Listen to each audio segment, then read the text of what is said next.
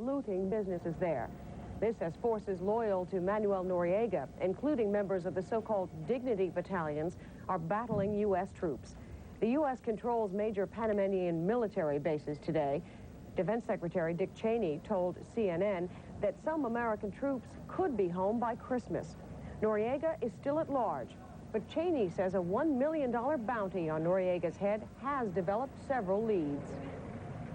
We're getting phone calls coming in from Panamanians who have suspicions or thoughts or ideas. I obviously can't go into detail about it, but it does appear to be generating a response. I think it's important to remember that Noriega is an indicted drug trafficker. He's just like the members of the Medellin cartel who have created havoc in Colombia. One of the areas where there is heavy fighting reported is near the Marriott Hotel in Panama City. And U.S. officials say they are trying to account for the Americans who are considered missing. They are possibly being held hostage. Time right now to take a look at what's happening in the drug summit scheduled for February between the United States, Colombia, Peru, and Bolivia. The drug summit to be held in Colombia. Most of the cocaine reaching the United States is grown in Peru, and so many are now speculating a successful summit could not be held without the participation of Peru. However, the White House is saying that President Bush still plans to attend that Colombian drug summit with or without Peru's participation. Peru has withdrawn its ambassador from Washington. They say he will not return until American forces are withdrawn from Panama. Again, Peru has withdrawn from its participation in the upcoming drug summit and has withdrawn its ambassador from Washington while U.S. forces are present in Panama during the current status of alert there. Noriega vows the battle is far from over. U.S. casualties in Panama are placed at 18 killed in action, 151 wounded, and 1 missing. This is CNN News Hour for Thursday, December 21st. In Washington, I'm Reed Collins. And at CNN Center in Atlanta, I'm Bobby Batista with our top story. U.S. troops control many of Panama's military posts today, but the situation there is still extremely dangerous. General Manuel Noriega may be on the run, but he is not cowering. He is vowing to fight to the death and is urging his supporters to do the same. U.S. troops are still trying to track down Noriega as well as Noriega loyalists, and the gunfire and skirmishes between U.S. and Noriega squads resound through the Panamanian capital. U.S. military officials insist the situation is well in hand, but looting is being carried out in waves, and an unknown number of Americans are still unaccounted for. This is a very difficult time for security, for not only for the Americans here, but for Panamanians, because of the fear of retaliation, because of the corrupt regime has been brought down, and after all, there are many people who their very existence depends on their loyalty to Noriega, and there will be retaliation. I think this is a time everybody should be extremely careful. U.S. forces have now secured the Marriott Hotel, where several guests were detained by Panamanian troops yesterday. U.S. troops are expected to stay on guard in Panama through the holidays, but Defense Secretary Dick Cheney hopes some could be withdrawn by Christmas. He says the casualty count in Operation Just Cause was low, given its complexity. So far, 18 American soldiers were killed and 152 wounded in the U.S. attack. 1 soldier is missing. The fighting yesterday did close the Panama Canal for the first time in its 75-year history, but it was reopened early this morning, and normal traffic is expected by the weekend. The Defense Secretary Cheney confirmed today the radio station that had been carrying General Noriega's rally cries yesterday has been taken out now by U.S. troops. Speaking early today on CNN, Cheney said radio stations don't shoot back, and therefore it had not been at the very top of the priority list for U.S. forces. The Defense Secretary described the Panama action as a very smooth operation, and he hinted that American troop levels might be reduced to normal levels in Panama over the next several weeks. What you're getting is ongoing conflict inside Panama City. The rest of the country's quiet. Major military facilities outside Panama City have all been pretty well neutralized or taken, or the forces there simply didn't get involved in the fray. But Panama City is important. It's a city of about 1 million people. It's almost half of the total population of Panama. It's where the Dignity battalions have been active. It's where the remnant of the PDF are located. And I think we'll be able to say the situation's been stabilized once Panama City is secured and once we have the sniping stopped and we don't have those people running around the streets armed and threatening their fellow citizens. General Colin Powell, the chairman of the Joint Chiefs of Staff today, had some backhanded praise for Noriega and his ability to elude the U.S. military. I think we should keep our eye on the main ball, which was first to protect American citizens, and I think we are in the process of showing that we can do that. Second was to restore democracy. Third was to preserve our interest in the canal and the integrity of the Panama Canal Treaty. Fourth was to get Mr. Noriega as an indicted drug dealer, and we haven't done number 4 yet, but I'm hopeful that we will eventually find that to have been a successful part of the operation as well. We just haven't located him yet. He is elusive. You got to give credit where credit is due. Mr. Noriega is a very skilled thug. He has eluded us. We're continuing to look for him. Powell characterized the military situation in Panama today as well in hand, under control. Still ahead on NewsHour, more in day 2 of the fighting in Panama, gains and the costs so far. Noriega. In terms of Americans who are held against their will, we are investigating each of those reports as quickly as possible and as quickly as we can make forces available for that.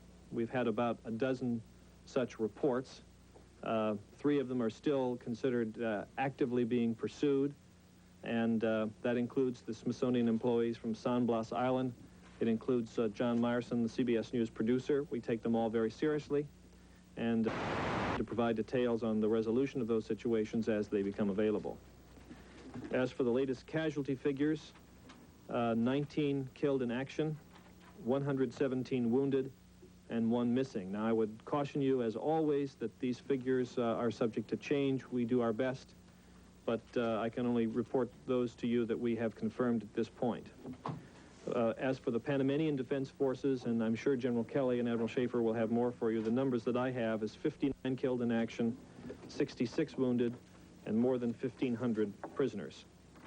Before I turn it over to them, let me also tell you that the first aircraft returning servicemen killed in action will arrive at about 3 this afternoon at Dover Air Force Base in Delaware. There will be a ceremony conducted for these 4 U.S. Navy personnel, and the Secretary of the Navy, Larry Garrett, will represent the President and the Secretary of Defense at that ceremony, and he will be the senior administration official present. There are no questions that I can answer. I will stay around here, and let me turn it over now to General Kelly. On the number of civilian casualties? That's a question for them. Let me turn it over to them, and then we'll be happy to take your questions. You say you're still actively pursuing 3 of these reports. Does that mean that you all only know of 3 people? No, three situations. Let's put it that way. Well, how many people do you know of that are I don't have a number, but perhaps they do, but I don't. And again, you know, they're looking into it. It's a difficult thing to be confident about the exact number, so I would hesitate to use a figure. General Kelly, Admiral Schaefer, let me turn it over to you. Good morning. I'll start by continuing with the operations in the field, and then we'll get to Panama City. I briefed you yesterday that just about all of the operations outside Panama City had been concluded.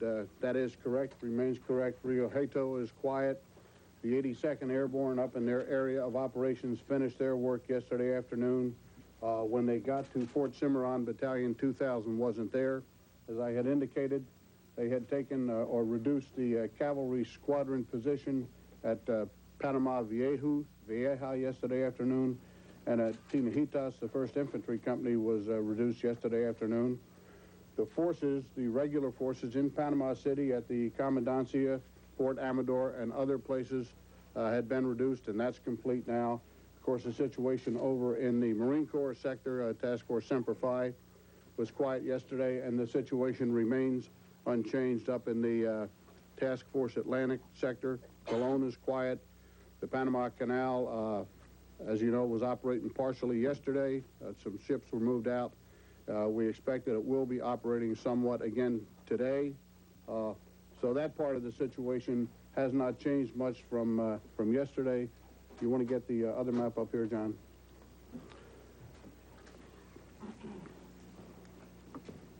Our objectives for today are primarily threefold. One is to continue to support the establishment of a democratic government in Panama. Second, to move into Panama City and restore order there, where most of the disorder appears to be.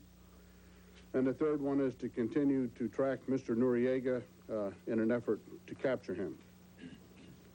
Yesterday, we had a situation with the radio station that was operating. That is no longer operating. It's off the air.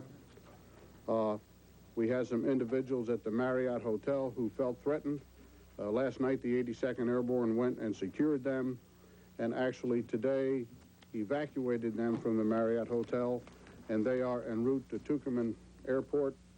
To the best of our knowledge, none of them are injured. There were a total, when we got there, of 29 U.S. civilians and an additional 35 foreign nationals. I would assume most of them are Panamanian.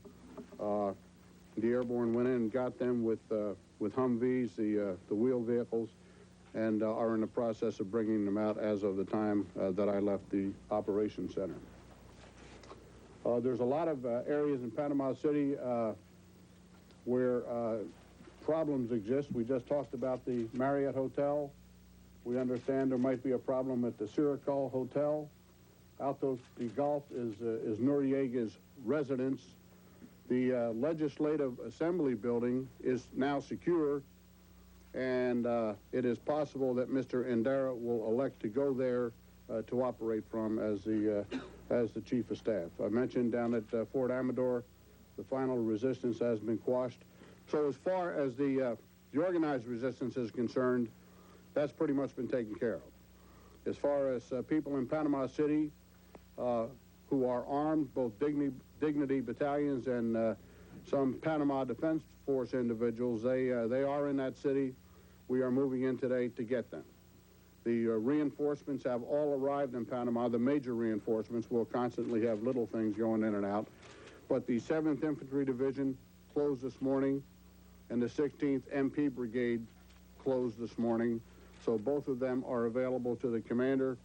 He is very interested, of course, in both of those units, but the 16th MP Brigade will give him a command and control capability to perform some police functions in Panama City insofar as rounding people up and disarming them are concerned. I think that's my lead-in, Ted, and I will now answer questions. Yes, sir. What specifically are you doing about the missing Americans? Thank you. We are trying to find out where all of them are. We have a lot of reports. Some of the reports will prove to be true. Some will prove not to be true. The primary mission for the forces who are moving into Panama City today is to find and protect the lives of Americans. You know, we may have reports of 20, 30, 40, or some number who are being held against their will or are in a place where they feel threatened. Fact is, there are thousands of Americans in Panama City, and we've got to be concerned about all of them. Have you had any success in finding any of the missing Americans? Yes, of course, we had the 29 that were in the Marriott Hotel. They weren't missing. The ones that have gone off the map, have you had any success in finding any of them? We have gotten to none of them yet. That's what they're doing today. There is always a lag between the action and the reporting of the action, so it's possible right now there's been some success, but I don't have reports of it. Yeah. Ken? For each and every case where we're getting reports of Americans being held against their will, we're opening like a case file, and we're following each and every one until we get to the point where we can resolve it or disprove it. How many are there? We do not have an accurate count. How many case files do you have? About a dozen. General, could you describe in a little more detail the situation on the streets of Panama City right now? Is there sniper fire or are there firefights going on right now? There's some shooting going on in Panama City. As a matter of fact, when the airborne went to the hotel, the Marriott Hotel, to get the individuals out of there, there was some shooting from the roofs. There were some people who were clad in black who looked like they might have been USAT.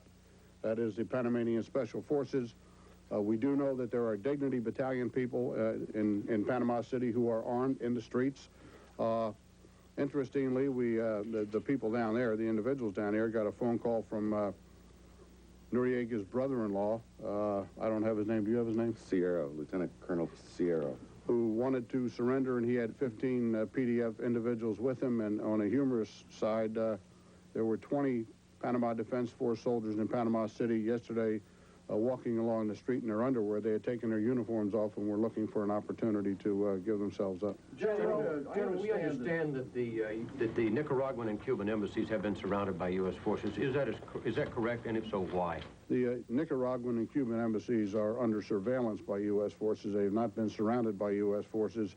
The reason for that, of course, is that's a place where Noriega might elect to go, and one of our top priorities is catching Mr. Noriega. You believe he may be there now? I do not. Do you, Ted? No, we have no good reason to believe that he's in another place. If I can just follow up with Noriega, we received a report from our pool correspondent, Pentagon pool correspondent, who is in Panama, that the U.S. had been tracking Noriega for several days before the invasion took place, and elected not to pick him up until after the invasion started, and then lost track of him. Can you comment on that? Can you confirm that we knew where he was up until the time the invasion started? No, I can't confirm that. I can confirm for you that we had been tracking Noriega, which was a normal, prudent action on our part, and we went after Mr. Noriega when we had the authority to do that. General Kelly, the specific report that you're talking about, though, Carl, was from the pool. I asked the Secretary about that this morning. He said it looked to him like whoever talked to the pool correspondent is not somebody who knew about the planning of the operation. He didn't put any credence in it. General Kelly, understand that some of the State Department are furious because during the first 4 hours of the invasion, apparently no backup security forces were provided for the U.S. Embassy, during which time the embassy took several rounds, including rocket-propelled grenade rounds, during which time the embassy apparently was guarded only by 7 regular Marine security guards. Is that true, and if so, why did it happen? Was it some communications foul-up or what? Of course, whether or not they're furious is something that I wouldn't know. We have forces at the embassy right now, rather substantial forces. It is protected, and to my knowledge, nobody at the embassy was injured. Did you have any backup security during the first 4 hours when one might assume that if Noriega's forces had a plan to take American hostages, they'd go to a high-profile place to do it, like the Marriott Hotel or like the embassy? Our original plan, as I indicated to you yesterday, was to attack the PDF combat formations, which is what we did. Whether we had sufficient or significant force at the embassy at that time is something I'll have to check into and get back to you on. But I will stick with what I said. No one in the embassy has been hurt. The embassy is secure. Well, they took a lot of rounds, though, didn't they? Well, Jim, the other thing about it is we checked with the State Department about that. The State Department has been talking to its embassy constantly. They're not in the least upset, so I don't know where that report comes from. General, what was the most recent sighting of Mr. Noriega? You said there were recent sightings. What's the most recent sighting? I didn't say there were recent sightings. I said we continue to track Mr. Noriega, and we do, and we're not going to get into where or how. We're trying to catch him, and we don't want to help him. You believe he was physically present at the radio station where the broadcast emanated from? We don't know that for a fact. Ted, you want to take a shot? No, we don't know that. We've had innumerable reports on Noriega. We've got him in 3 different countries, 12 different locations in Panama, and 10 different locations in Panama City.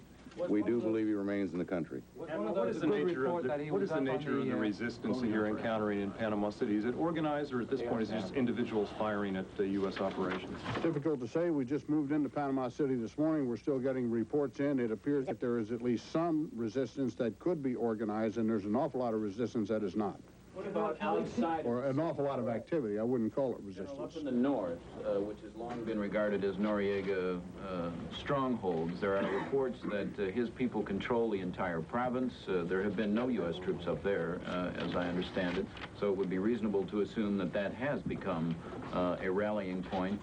I know some of our people tried to get across the border and ran into pro-Noriega forces that said we control the Costa Rican border.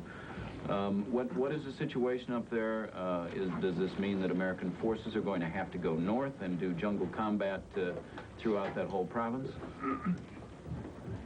First, as I said yesterday, our plan was to take the area from Rio Hato on the west to Cimarron on the east, which is where the preponderance of PDF combat forces were, and to reduce them. That is what we've done.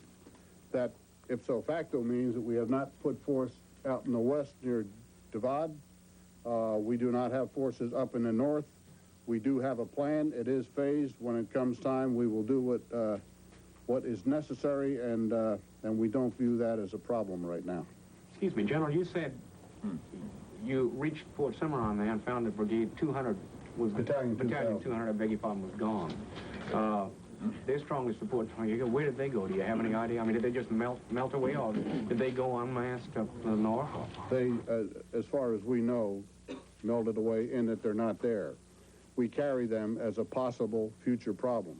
How strongly they supported Noriega is subject to question, especially in view of their actions on the 3rd of October.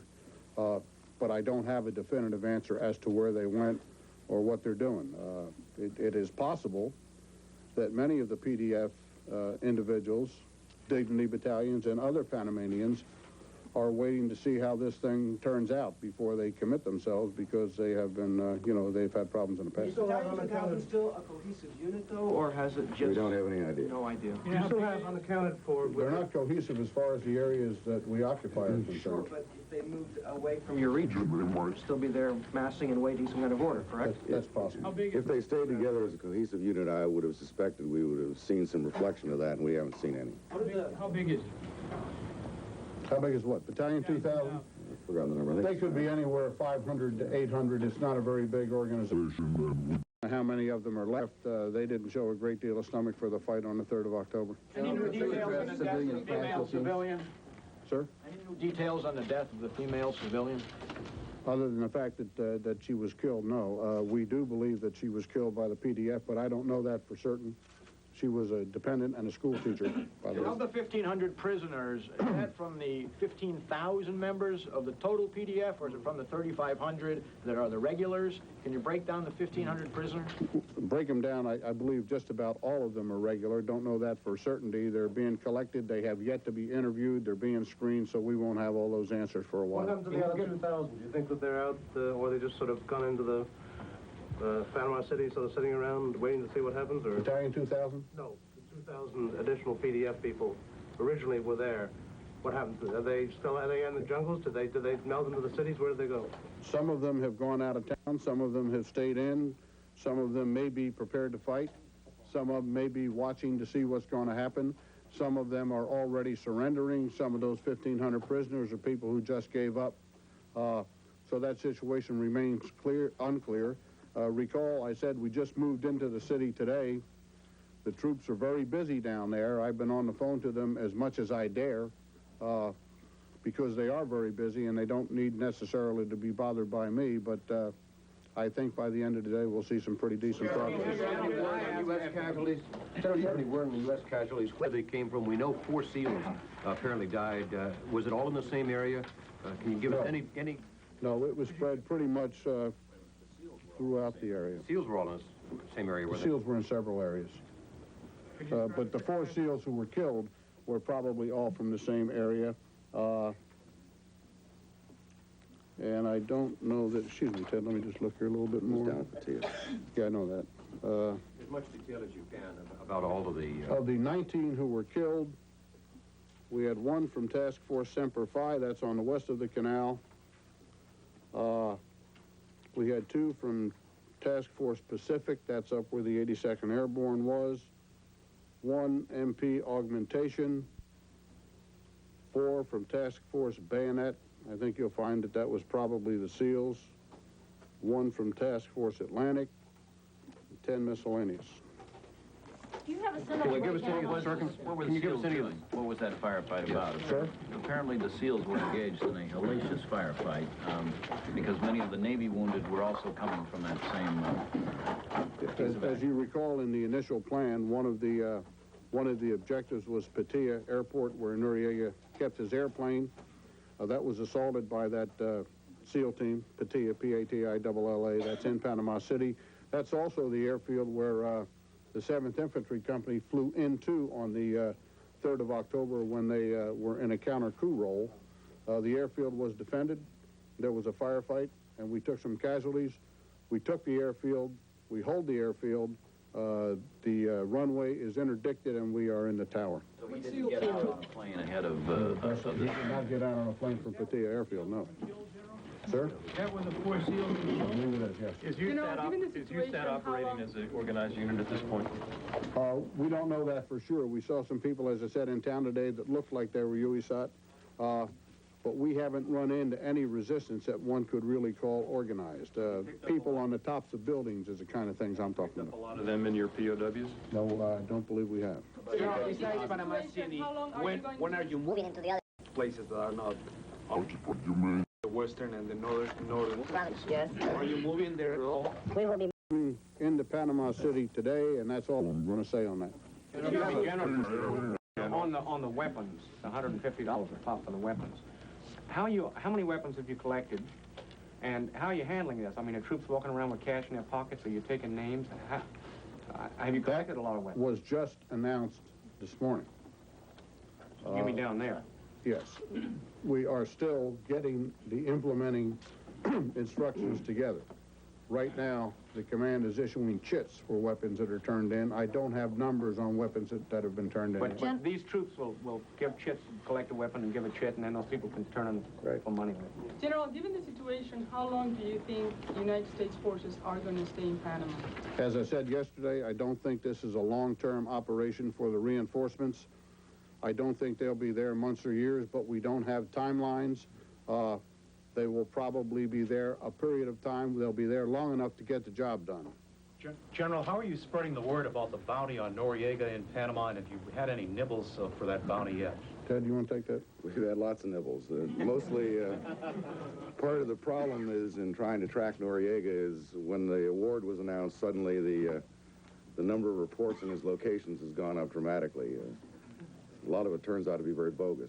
How about defectors? Are you getting effective cooperation, people coming across the line in ways that you had anticipated? Apparently there was some disappointment that not too many are coming across the line. We have had some people turn themselves in. I mentioned Noriega's brother-in-law plus 15 to 20 walking down the street, others in their underwear, others who have come in. But again, I would say to you that the PDF and the people down there have been through a difficult 2 years. And so I don't think they're all ready to go running in the first day. This operation's been going on for about 36 hours now, by the way. It's not a long time to get everything sorted out. We're working defectors, we're questioning them, we're trying to get all the information from them that we can. But what has happened to the PDF very recently, at least their combat unit, was rather a jolt to them, and they're probably still recovering. General, do you have any breakdown on the American dead and wounded? How many from gunshot wounds and how many from helicopter crashes or jump injuries? I do not. What's the breakdown of civilian casualties, just for a minute, and what the expectation was in your plan on how many this operation might entail, and where you are now in your estimates of civilian casualties? Of course, we know about the one U.S. person who was killed. There are two other allegations that are yet to be proved about U.S. people who were killed. We know. Say again? Yeah, I don't have. We're still investigating it until I get some information on it. I can't speak to it. We know that there were other civilians in Panama who were killed, but I don't have good numbers on that yet. As I said, we're just moving into the city today. Very few civilians were killed outside Panama City, if any. And the ones who were killed were probably in Panama City, around the Comandancia, around Fort Amador, places like that. And so we just have to continue to work and find out what those figures are. Some of our stations must break away now. We'll continue our coverage of this briefing. Civilian casualties as possible, that's obvious. We couldn't plan for the PDF. How come you know military casualties on both sides and you have absolutely no number for civilians? Because we have a military organization down there that reports. General, was there... you have PDF casualties. General, was there ever a part of this plan to send troops in to secure certain high-priority targets where civilians might be? Did you at any time in the first 4 or 6 hours send small units out at least to station them in neighborhoods or hotels or other places where Americans were known to be concentrated? Obviously, it would be more difficult to go door-to-door taking hostages, and it would make sense to go to a priority target like a hotel. Pretty difficult to do. Our plan was to reduce the military forces and the other forces that could cause threats to them, because there are thousands of Americans in Panama City, and they're spread all over the city. So you'd run out of forces in no time. If you... We're at a Pentagon briefing where the subject is the action in Panama. That's a reestablished law and order. You didn't send them anywhere. You didn't send them anywhere to try to secure any particular. I would have to check back with the command to get any specifics on it, but our plan was, as I said. There's another part of the answer to the question that Jim asked. There were many facets to this operation. If you send forces in first to secure something before the operation begins, you jeopardize the entire operation. So that kind of a thing isn't very feasible. I'm talking simultaneously during the first 4 hours. I understand. You said you had 12 reports of Noriega in Panama and 3 in foreign countries. What foreign countries are you checking for his? Colombia, the Dom-Rep, and Mexico. Could you discuss for a moment why We don't believe any of them. What was the second country, sir? Colombia, the Dominican Republic, and Mexico. The aircraft, as a matter of housekeeping, you did, and how many? 4. 4, all helicopters or anything? Yes, all helicopters. Okay. Why was the maximum military option used in this exercise? Sir? Why was the maximum military option used in this exercise? Could you discuss for a moment the other options you might have taken and why they were dismissed? No, first, I don't know what you're calling the maximum military option. We have a lot of people we didn't use. Sir? That wasn't the whole country. I didn't hear your question. You could have gone in perhaps with a commando unit to try to just get Noriega without taking the whole country. That wasn't the decision. But can you explain why that would not have been a good choice? I can explain that many options were considered as we were about to embark on this undertaking, understanding that we were dealing with a regime that stated that it was in a state of war with the United States on Friday, killed an American on Saturday, brutalized an American family on Saturday, one with which we had been having a regime with which we had been having a great deal of difficulty in the past. We reviewed all those options, and in our judgment, we made a recommendation, a decision was made, and we executed that option. Was your recommendation the one that was carried out? Was the JCS recommendation the one that was carried out? Pretty generally, yes. Can you talk pretty generally? Yes. General Kelly, can you tell us why Panamanian radio wasn't knocked out sooner so that Noriega couldn't encourage his troops? Yeah, we were busy outside the city with our combat forces, and as soon as we could get to it, we did. That turned out to be last night. So you didn't consider it a priority? No, and it also wasn't our purpose to go in and destroy the infrastructure of Panama in the first instance. We wanted to take down the PDF. We've pretty effectively done that.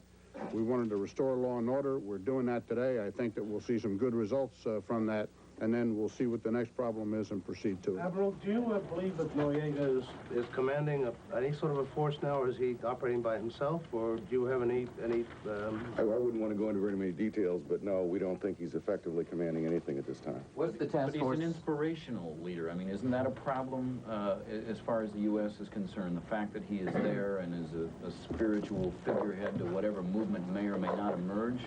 No, we don't think so. You don't think? Noriega commands those whom he can pay. He probably still has some bodyguards who he pays. I really don't believe he was ever an inspirational leader to the Panamanians. And as a matter of fact, as an aftermath of the 3 October affair, we found out that some of the soldiers weren't being paid enough to feed their families. So he probably doesn't occupy an inspirational role to them. Ladies and gentlemen, we've got to let these guys go back. Let me just make a couple of other announcements. In terms of the Department of Defense school teacher who was killed early Wednesday morning that you were asking about earlier, we have a release available for you from Southcom on more about her. That's the one civilian casualty. That's correct. The one yes. She was killed by PDF fire. Was she shot deliberately or accidentally? I don't think we know. We don't think she was shot deliberately. Do not. And it was PDF fire as opposed to perhaps American fire as went across. As far as we know, yes, that's correct. Okay, one other thing. In terms of the answer to your question about options, why didn't we just go in with a small task force and take Noriega? That's not the purpose of the mission. As you'll recall what the President said in his first announcement yesterday, that was part of it. But remember, it was to protect the lives of Americans. In Panama, it was to secure our treaty rights under the Panama Canal, and it was to help the legally, democratically elected government of Panama begin to take steps to run the country. This was not a go-get General Noriega mission. So a task force just to do that wouldn't have accomplished the objective. Thank you all very much. We probably will not have another briefing today, but we're considering another one tomorrow. We'll see how it goes. Can I just, are you saying that if you had mounted a surgical strike And so the briefing has ended at the Pentagon, in which we have found out some of the things we didn't know, we still don't know, chief of which is where is General Noriega. The general theory is he's someplace still in his country of Panama. The American toll thus far is officially placed at 19 killed in action, 117 wounded, and 1 serviceman missing. In addition, there was a school teacher, a woman who was a dependent of a serviceman who was killed apparently by crossfire. They're not exactly certain of that. The number of Panamanian defense forces killed is estimated at something 3 times the 19 U.S. soldiers who have been killed. However, there is no known estimate of the Panamanian civilian deaths in the action thus far. As we heard, all of the outside of Panama City is quiet, according to General Tom Kelly, and the situation inside Panama City is one of mopping up and securing the area. It's indicated by the Pentagon that there are still pockets of resistance there. As for the Marriott Hotel, it, by the way, has been closed down. The 29 Americans who were found by members of the 82nd Airborne to be inside have been evacuated from the hotel. The hotel is no longer occupied. It was the scene, it was believed earlier, of some abductions, of which the Pentagon now has 19 separate case files, but the numbers of people missing, exactly where they might have went and what their fates are, is still a mystery of Panama. And that is the News Hour. Will continue in just a moment.